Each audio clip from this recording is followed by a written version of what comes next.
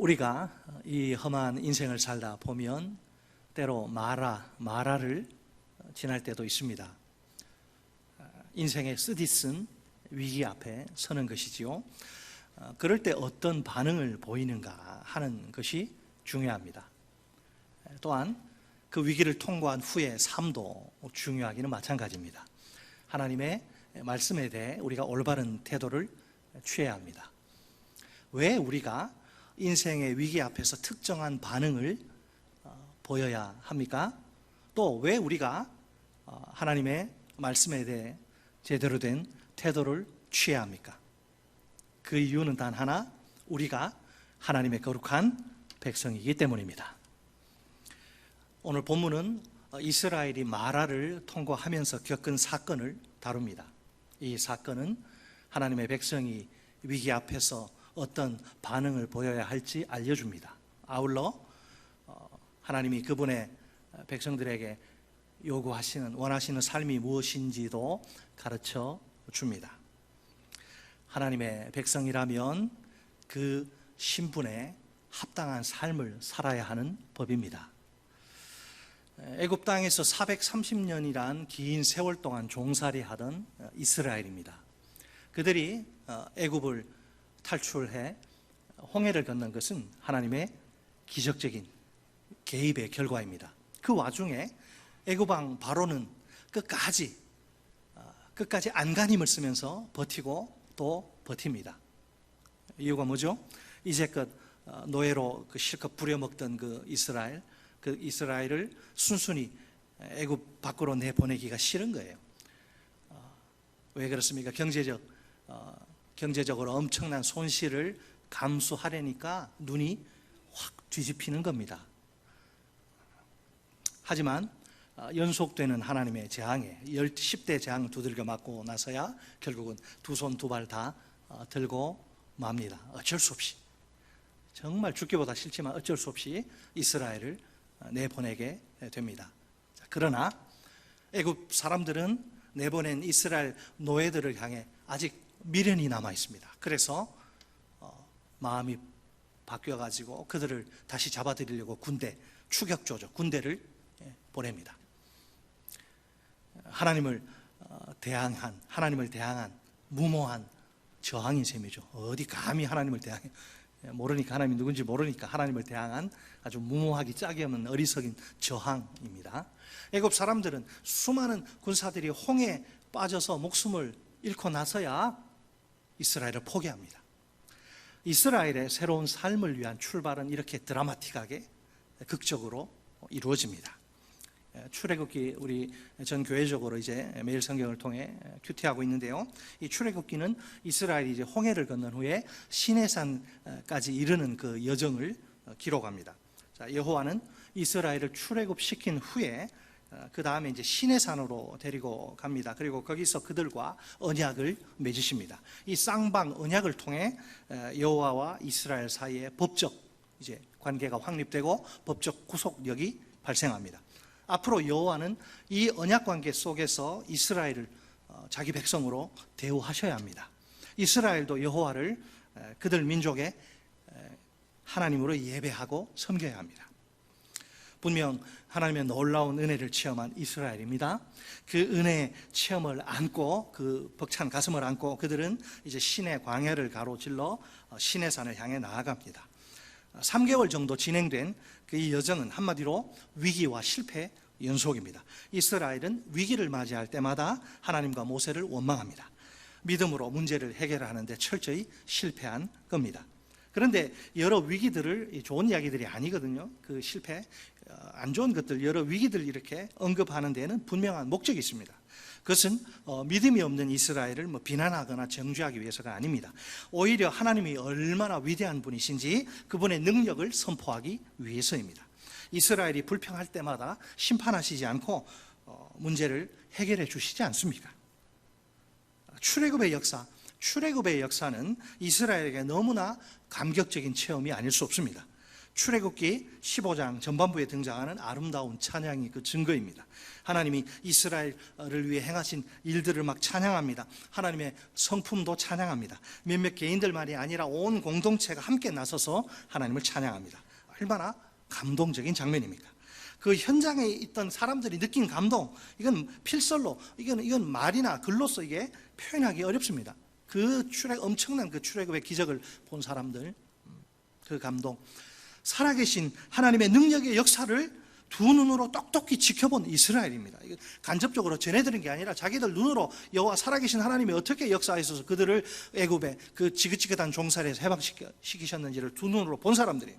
멀쩡하게 흐르던 홍해가 갑자기 둘로 쫙 갈라져서 바닷속 그 속살이, 마른 땅이 훤히 드러납니다. 이스라엘이 그 깊은 바닷속 한가운데를 마른 땅, 그 땅을 건너서 통과를 합니다.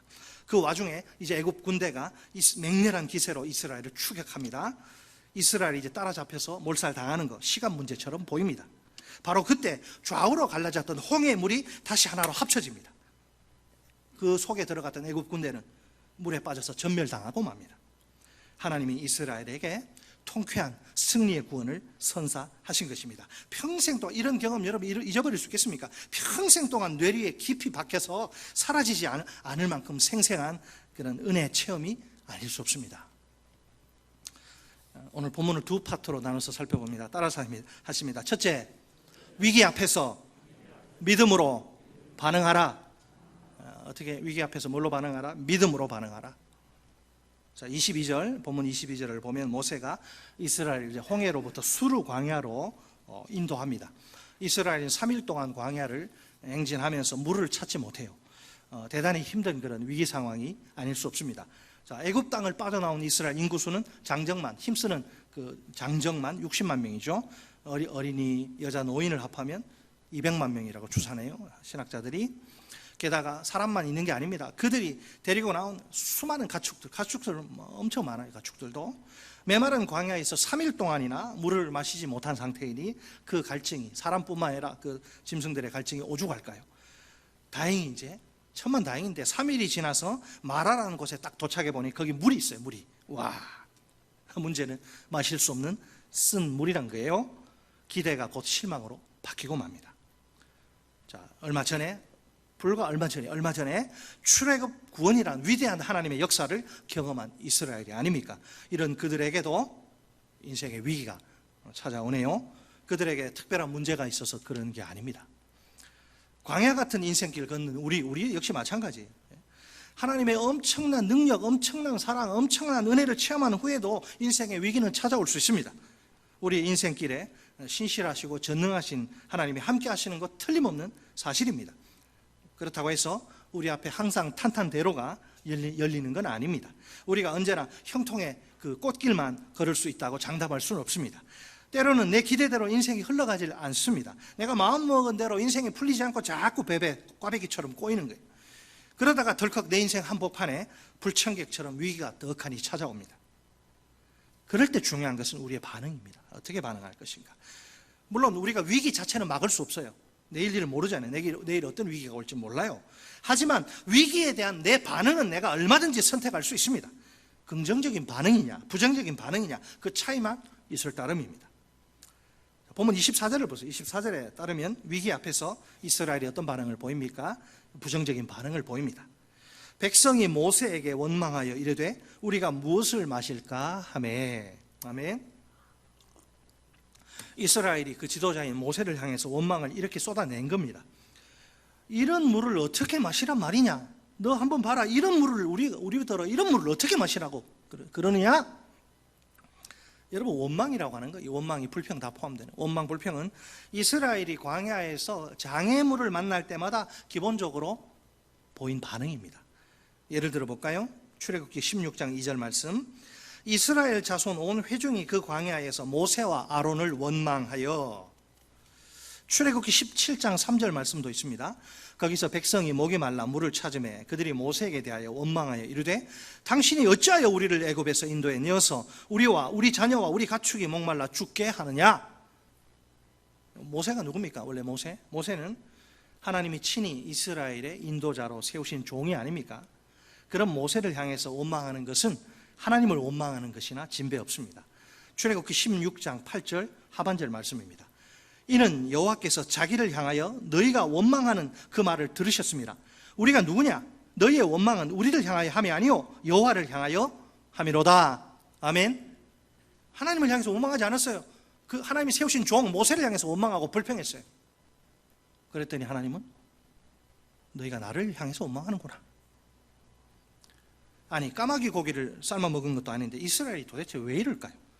출애굽 사건을 통해서 하나님의 그 어마무시한 어마어마한 권능의 역사를 두 눈으로 똑똑히 본 그들이 아닙니까? 설마 그들이 광야에서 갈증으로 죽도록 하나님이 내버려 두실까요? 절대로 그러실 리는 없습니다. 그들의 최종 목적지는 광야가 아니라 지금 가나안 복지 아닙니까? 가나안 땅이에요. 젖과 꿀이 흐르는. 아니면 하나님께 물을 충분히 공급하실 만한 능력이 없단 말입니까? 두말하면 잔소리지만 그럴 리도 없습니다. 홍해를 갈라지게 하신 하나님이시니 물을 공급하시는 것은 아무것도 아니에요. 솔직히 이스라엘이 전능하신 하나님만 신뢰하고 의지하면 문제가 전혀 없습니다. 참지를 못해요. 인내하지를 못해요. 자기 때를 고집하고. 사실 원망은 하나님의 백성이라면 금해야 할 무거운 죄입니다. 가벼운 죄가 아니라 무거운 죄예요.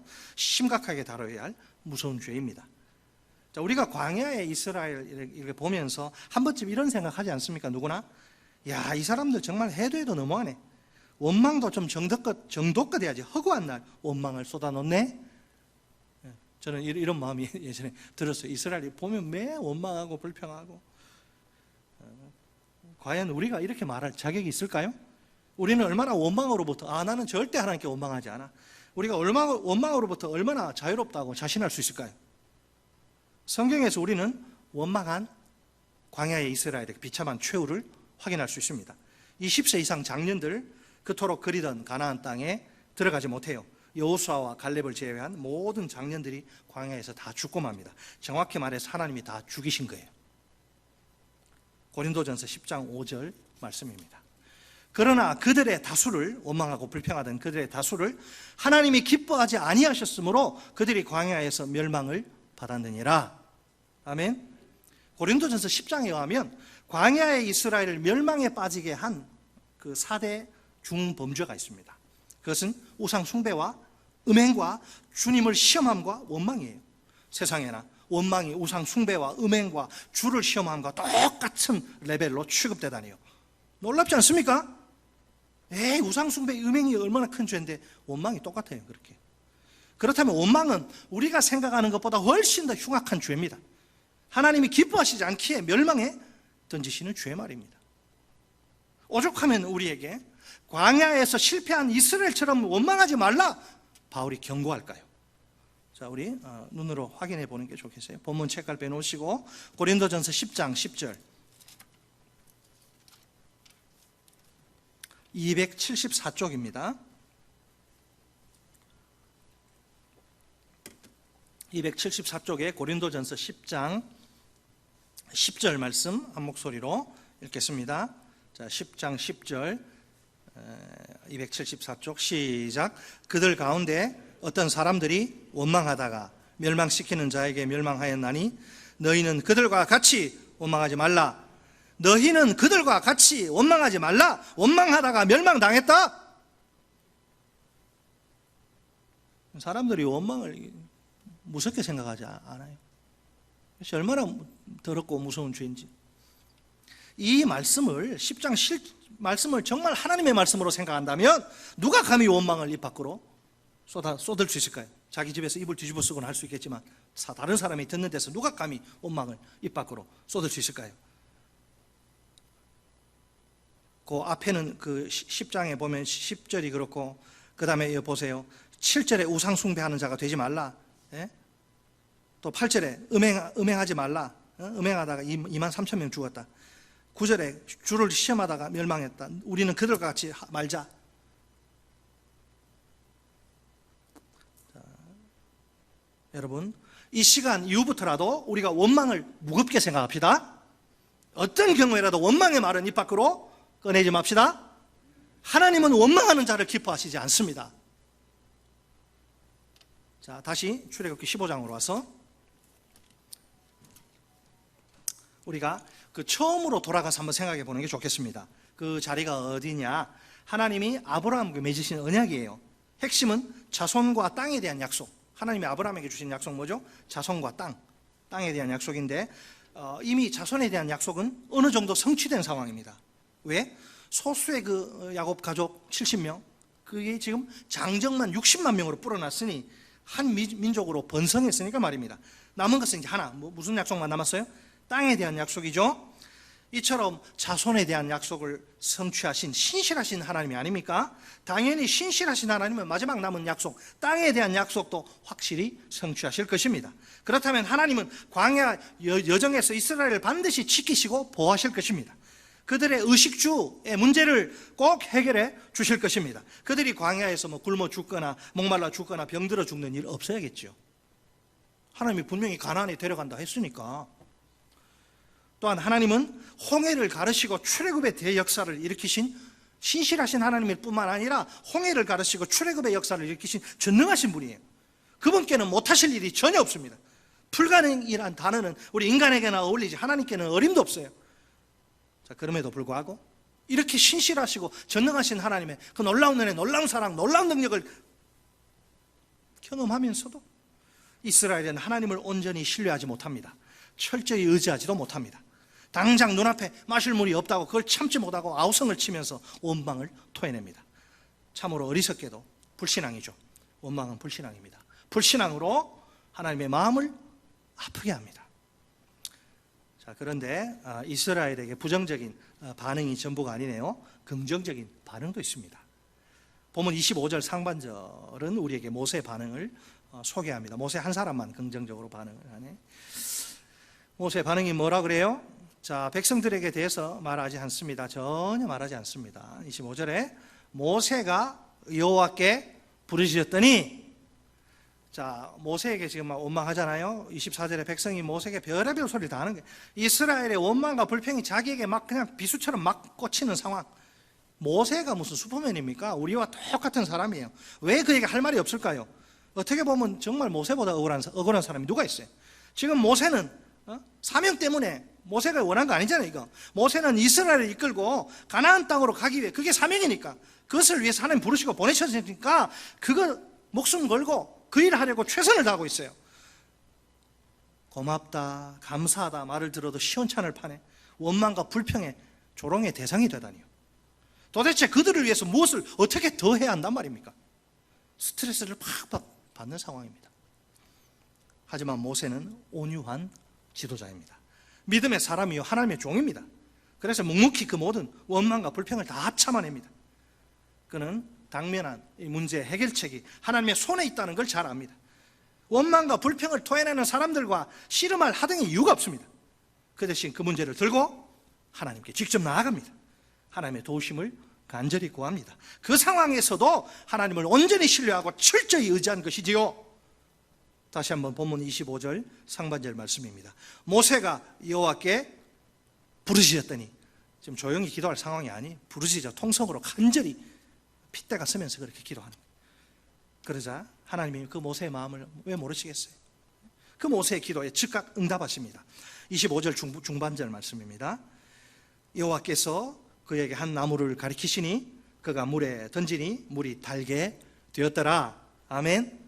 마라의 기적이 일어난 거죠. 하나님이 그 부르짖는 모세에게 그 나무 토막 하나를 보여주십니다. 그때 모세는 그 이제 하나님의 마음을 알고, 모세는 그 나무 토막을 이거 물에 던지라고 하는구나. 물에 던집니다. 순종을 해요. 그 결과 써서 마실 수 없던 쓴물이 단물로 변화됩니다. 마실 수 없던 물이 마시기에 적합한, 마시기에 너무나 좋은 단물이 된 거예요. 하나님이 다시 한번 그 불평하고 원망하는 이스라엘, 다시 한번 기적을 베푸셔서 이스라엘의 필요를 채우신 것입니다. 자, 누가 보더라도 이스라엘의 힘으로 어찌할 수 없던 위기가 아닙니까? 물을 마셔야 할 상황인데 어렵게 발견한 것은 도저히 마실 수 없는 쓴물입니다. 그 물로는 이스라엘의 갈증을 해소시킬 수 없습니다. 만약 마실 물을 구하지 못하면 목숨이 위태로울 수 있습니다. 감사하게도 그런 위기의 상황에서 하나님의 개입으로 문제가 깨끗이 해결됩니다. 결국 이스라엘은 광야의 목마름이란 치명적인 위기에서 벗어납니다. 인생의 여러 위기 앞에서 우리가 보일 수 있는 반응은 크게 두 가지입니다. 긍정적인 반응이냐 혹은 부정적인 반응이냐, 이 둘 중에 하나입니다. 하나님이 기뻐하시는 최선의 긍정적인 반응은 기도입니다. 따라서 하십니다. 하나님이 기뻐하시는 최선의 긍정적인 반응은 기도다. 아멘. 네, 이제 우리 새벽 기도 다시 시작해야 되는데, 여러분, 불신앙의 원망은 금물입니다. 우리가 어떤 위기 상황일지라도 하나님께 직접 그 문제를 들고 나아가야 합니다. 믿음으로 하나님의 도우심을 간절히 구해야 합니다. 그럴 때 하나님이 반드시 우리의 기도를 들으시고 능력으로 역사하십니다. 그 결과 우리가 위기에서 얼마든지 벗어날 수 있습니다. 신실하신 하나님은 한 번 약속하신 것은 무슨 일이 있어도 꼭 성취하십니다. 우리 상황, 환경하고 아무 상관없이, 하나님의 약속은 내가 어떻게 되든지 상관없이 반드시 하나님이 자기 약속이니까 성취하십니다. 전능하신 하나님은 또 어때요? 전능하신 하나님은 우리 인생의 모든 문제를 해결하실 수 있고 또 해결하십니다. 우리가 믿음의 기도를 통해 신실하신 하나님을 철저히 신뢰해야 합니다. 전능하신 하나님을 온전히 의지해야 합니다. 우리가 인생의 마라를 지날 때 우리에게 필요한 것은 무엇입니까? 불신앙의 원망이 아니라 믿음의 기도입니다. 제가 늘 강조하는 말이지만 기도는 이론이 아니라 실천입니다. 기도가 중요하다고 아무리 떠들어도 실제로 무릎 꿇지 않으면 아무 소용없습니다. 기도 응답의 은혜와 축복을 진정으로 믿는다면 누구든지 부지런히 나와 기도할 수 있습니다. 끙끙대고 고민할, 입을 뒤집어 쓰고 고민할 시간에 기도의 자리로 나아갑시다. 기도의 자리에서 신실하시고 전능하신 하나님의 능력을 체험합시다. 자, 두 번째 파트입니다. 따라서 하십니다. 둘째, 하나님의 말씀대로 순종하라. 네, 아멘. 여러분, 출애굽한 이스라엘은 우리하고 좀 다릅니다. 좀 특별한 사람들인데, 오랜 세월 동안 바로의 노예로 대대로 그냥 노예 집안 노예 출신들이죠. 오랜 세월 동안 바로의 노예로 살아온 사람들입니다. 더 이상 지금 노예가 아니죠. 하지만 여러분, 군대 제대한다고 군대 물이 쉽게 빠지지 않잖아요. 그죠? 지금은 노예가 아닙니다. 그러나 노예로서의 그 삶의 방식과 질서의 그 몸에 배서 익숙해요. 그게 지금 광야의 여정 속에 있는데 노예로서의 그런 삶의 방식과 질서는 이제 버려야 되는 거예요. 노예 그 물을 좀 빼내야 됩니다. 그들에게 이제 더 이상 맞지 않는 옷과 같아요. 그 대신 새 시대, 이제 자유인이 됐잖아요. 새 시대에 어울리는 새로운 법도와 질서가 필요한 거죠. 자, 드디어 이제 하나님이 적절한 조치를 취하셔야 할 때가 온 것입니다. 25절 하반절에 뭐라고 되어 있어요? 자, 거기서 이제 마라의 쓴물이 단물된 역사 이후에, 자, 거기서 여호와께서 그들을 위하여 법도와 율례를 정하시고 그들을 뭐 하셨다? 시험하실세. 그들을 테스트하신. 자, 하나님이 이스라엘을 시험하십니다. 시험의 내용이 뭘까요? 이것은 이스라엘이 하나님의 법도와 율례를 잘 지키느냐 혹은 잘 지키지 않느냐, 여기에 대한 테스트예요.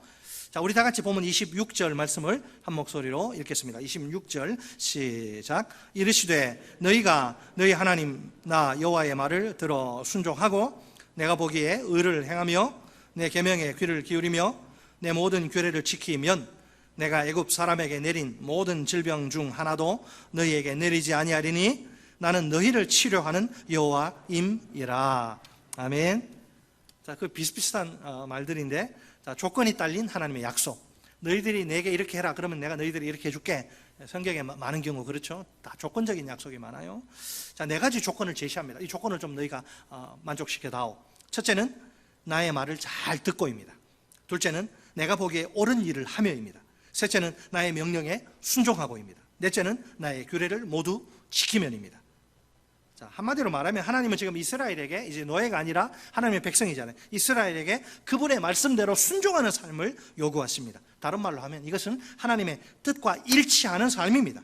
하나님이 하나님의 언약 백성인 이스라엘을 향한 그분의 당연한 요구입니다. 노예처럼 살면 안 돼요. 이제 세상에 살던 때 그런 식으로 살면 안 되는 거죠. 만약 이스라엘이 이 네 가지 요구 조건, 하나님이 제시하신 이 네 가지 요구 조건을 충족시키면 어떻게 될까요? 하나님이 애굽 사람에게 내리신 모든 질병 중 하나도 이스라엘에게 내리지 않으실 것입니다. 여기서 질병을 뜻하는 히브리어 단어가 반드시 그 질병만을 가리키는 건 아닙니다. 육체적 타격으로 발생한 상처, 전쟁 중에 입은 부상까지 다 포함을 하는데, 이것은 수많은 사람들에게 고통을 가져다 준 애굽의 10대 재앙을 가리킵니다. 10대 재앙과 같은 그런 질병 없다는 거예요. 자, 한편으로 우리가 여기서 좀 눈여겨봐야 할 대목이 있는데요, 그것은 하나님이 이스라엘을 애굽 사람과 똑같이 대우하실 가능성이에요. 자, 이게 얼핏 생각하면 목사님 무슨 이야기 합니까?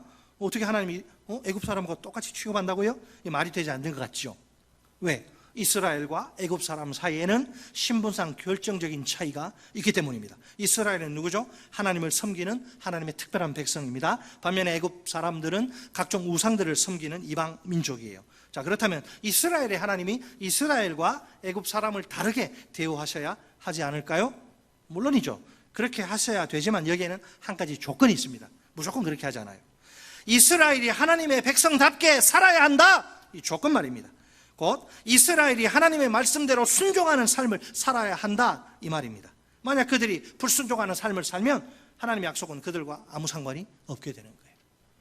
자, 여러분, 언약 관계에서 책임과 의무가 발생하는 거죠. 하나님은 이스라엘을 보호하시고 인도하실 그런 책임과 의무, 하나님께 책임과 의무란 말이 좀 그렇지만은 이스라엘은 하나님만을 사랑하고 예배하며 섬겨야 할 책임과 의무. 하나님이 하나님의 본심은 당연히 애굽과 이스라엘 사람들을 다르게 대우하시기 원하시죠. 특별히 이게 하나님의 거룩한 백성이니까. 그런데 그렇게 되려면 이스라엘이 하나님의 백성답게 살아야 합니다. 백성답게 살지 못하면, 이방인들과 똑같이 살면 다르게 대우하실 수가 없습니다. 자, 이해되십니까? 이게 중요한 거죠. 교회다운 교회, 성도다운 성도. 이게 그냥 나온 게 아니에요. 이게 결국 신분의 그 차이가 구별된 삶을 통해서 반드시 드러나야 한다는 거죠. 하나님의 마음은 말로만 자기들이 하나님의 백성이라, 아브라함의 후손이라 떠들어서는 아무 소용이 없어요. 하나님의 백성이면 반드시 삶으로 그 신분을, 그게 참이다는 것을 증명해야 합니다. 하나님의 백성이면 하나님의 백성답게 살아야 하는 겁니다. 신분이 그냥 자동적으로 하나님의 대우를 보장하는 게 아니에요. 아무리 이스라엘이 하나님의 백성이라 해도 이렇게 말할 수는 없어요. 우리가 하나님의 백성이니 아브라함의 후손이니 우리를 무조건 하나님의 백성으로 대우해 주세요, 이 말이 안 됩니다. 하나님의 요구는 딱 하나입니다. 이스라엘이 하나님의 백성이라면 하나님의 백성답게 그분의 말씀대로 순종하는 삶을 살라는 것입니다. 만일 이스라엘이 하나님의 백성이라고 하면서 그분의 말씀에 불순종하는 삶을 산다면 어떨까요? 하나님 보시기에 이스라엘은 하나님을 모르는 애굽 사람과 다를 게 전혀 없게 되는 거예요. 그러면 하나님이 애굽 사람에게 내리신 질병을 이스라엘에게도 그대로 내리실 것입니다. 그 이야기를 하시는 거예요.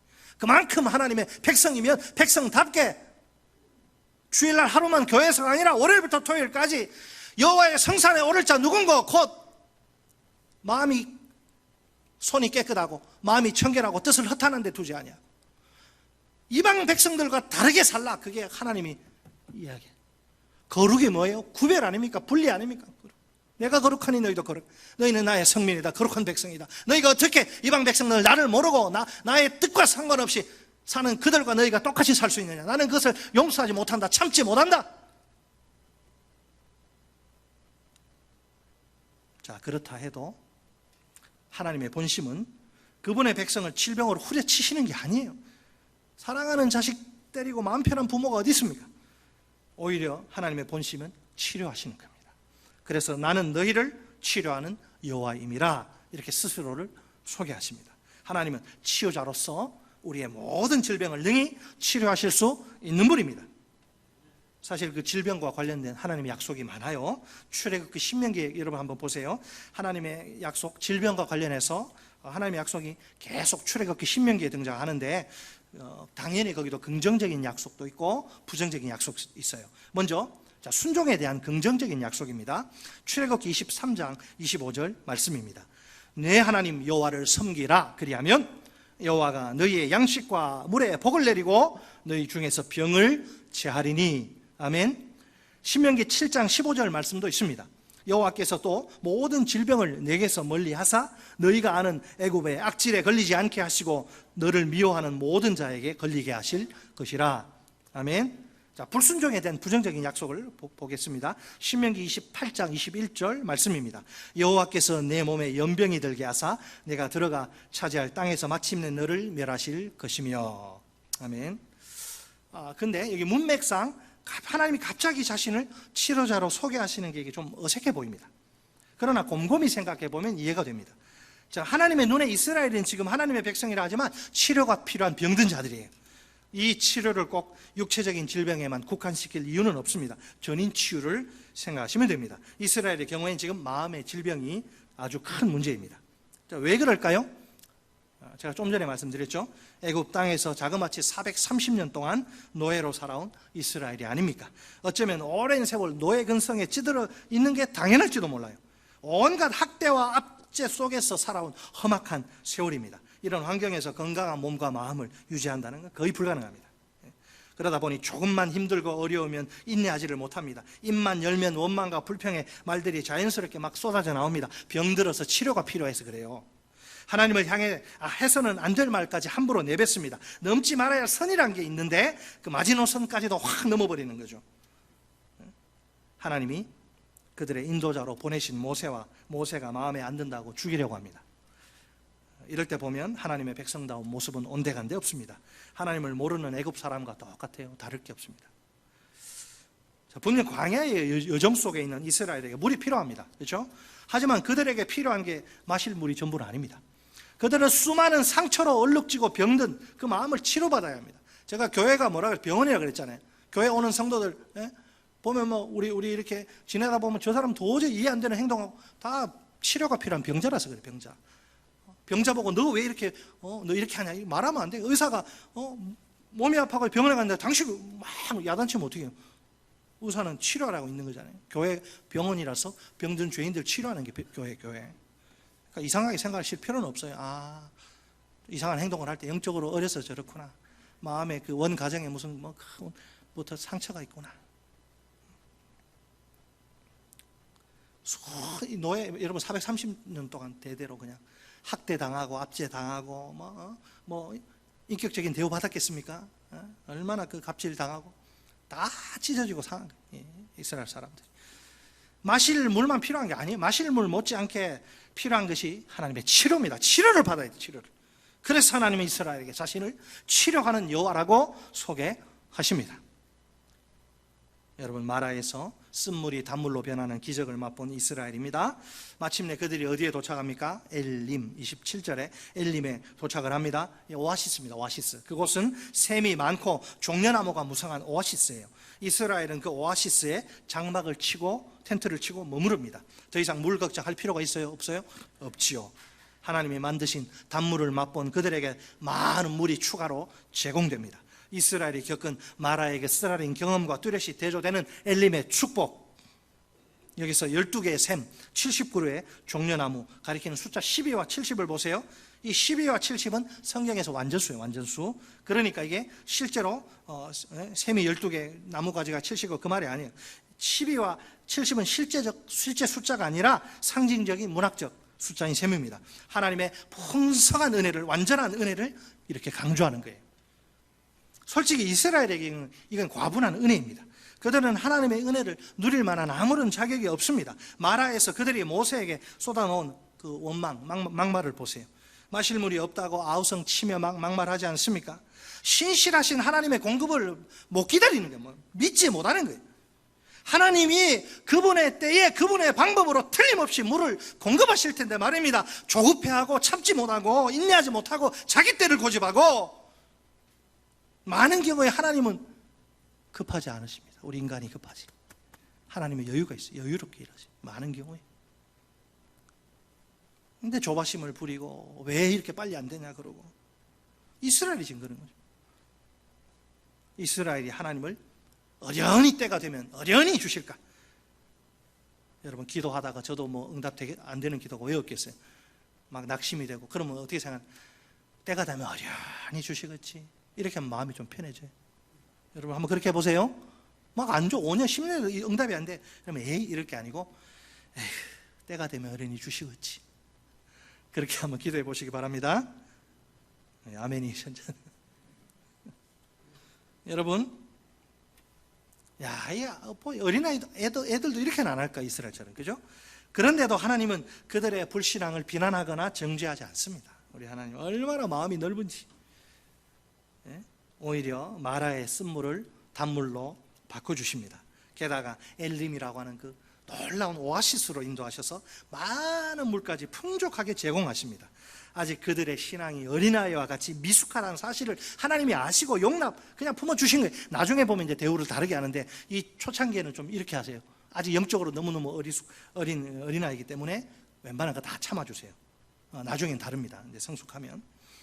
이렇게 해서 이제 물에 대한 모든 걱정이 깨끗이 사라집니다. 얼마나 놀라운 하나님의 은혜입니까? 쓴물도 하나님의 은혜요, 단물도 하나님의 은혜요, 많은 물도 하나님의 은혜입니다. 하나님의 은혜가 아닌 게 없어요. 전부 다 내 인생의 모든 게 다 주님의 은혜인 줄 믿으시기 바랍니다. 혹시 우리 중에 현재 마라를 지나시는 분이 계십니까? 스스로의 힘으로 어찌할 수 없는 인생의 위기 앞에 서신 것이죠. 그럴지라도 우리가 이 위기 앞에서 올바르게 반응하면 됩니다. 우리가 보여야 할 반응은 불신앙의 원망이 아니라 믿음의 기도입니다. 그러니까 이스라엘처럼 하나님이 세우신 종에게 원망을 퍼부으면 곤란합니다. 그것은 하나님에 대한 불신앙의 표현이기 때문입니다. 그 대신 우리가 신실하신 하나님을 온전히 신뢰해야 합니다. 전능하신 하나님을 철저히 의지해야 합니다. 그 믿음의 표현으로 우리 문제를 하나님 앞에 들고 나아가야 합니다. 신실하시며 전능하신 하나님의 도움을 간절히 요청해야 합니다. 그럴 때 하나님의 놀라운 능력의 역사가 우리에게 임할 것입니다. 우리가 모든 위기에서 시원하게 통쾌하게 벗어나게 될 것입니다. 하나님은 우리의 치료자이십니다. 그분께는 우리의 육체와 영혼을 동시에 치료하시는 능력이 있습니다. 우리가 이 치료의 능력을 덧입으면 좋겠습니다. 우리 안에 치료의 간증들이 넘쳐나면, 폭발하면 더욱 좋겠습니다.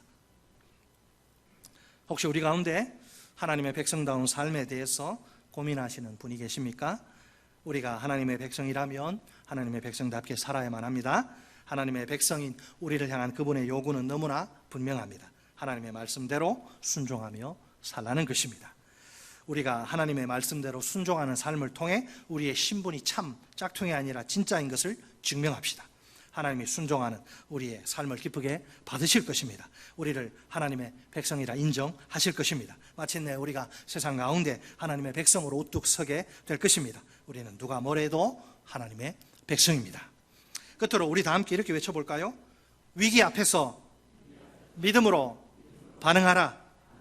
하나님의 말씀대로 순종하라.